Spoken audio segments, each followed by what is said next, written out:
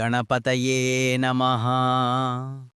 వ్యాసాయ విష్ణురూపాయ వ్యాసరూపాయ విష్ణవే నమో వై బ్రహ్మనిధయే వాసిష్ఠాయ నమో నమః.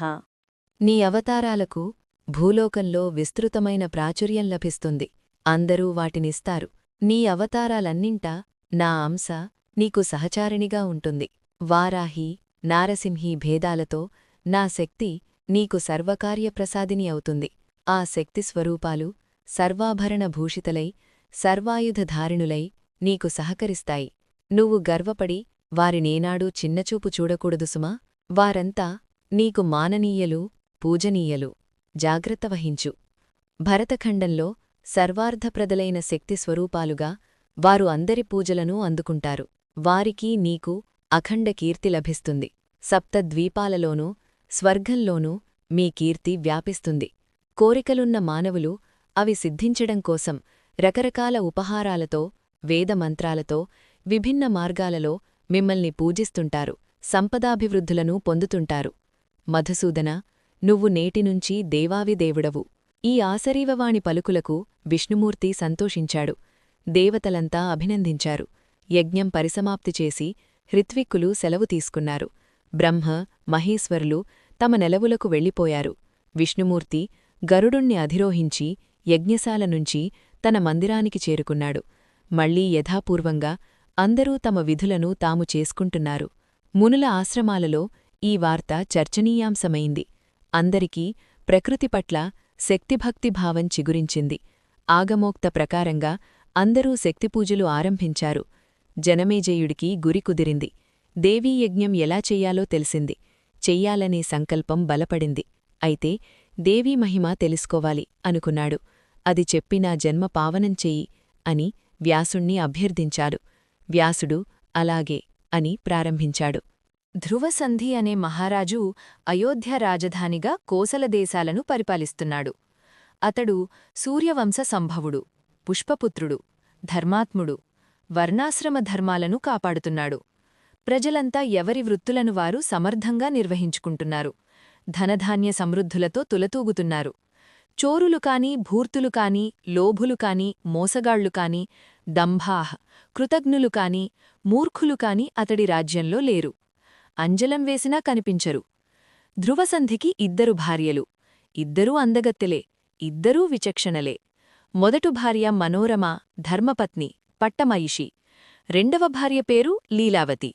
ఇద్దరితోనూ కలిసి భోగభాగ్యాలు అనుభవిస్తూ సౌధాలలో, ఉద్యానవనాలలో, క్రీడాపర్వతాలలో, సరోవరాలలో, దిగుడుబావులలో విహరిస్తూ ఆనందం అంచులు చూస్తున్నాడు.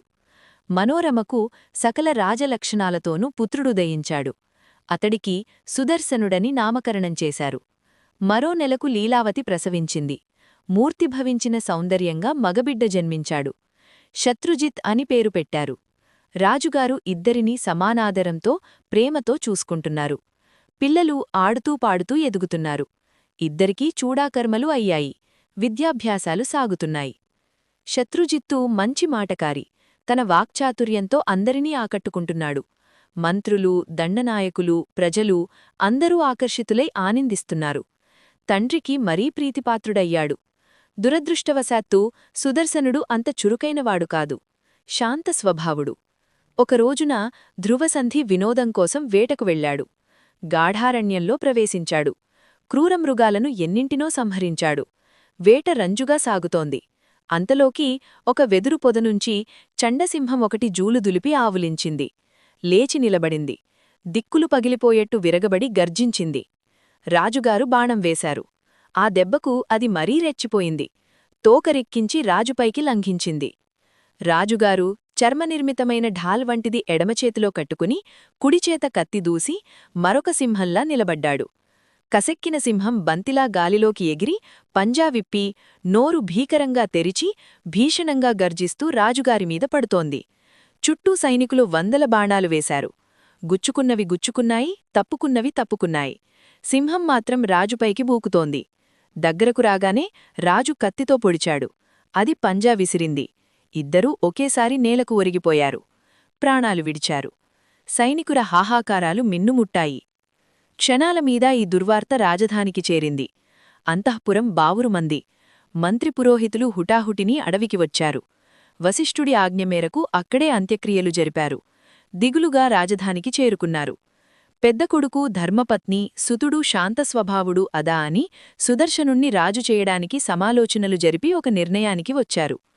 అల్లుడి మరణవార్త తెలిసి లీలావతి తండ్రి యుధాజిత్తు ఉజ్జయిని నుంచి సైన్యంతో అయోధ్యకు చేరుకున్నాడు. శత్రుజిత్తుకి బాసటగా నిల్చాడు. సుదర్శనుడికి అండగా నిలవడం కోసం మనోరమ తండ్రి సూరసేనుడు కళింగదేశం నుంచి సైన్యంతో బయలుదేరి వచ్చాడు. ముఖ్యులైన మంత్రి పురోహితులను సమావేశపరిచి చర్చించారు.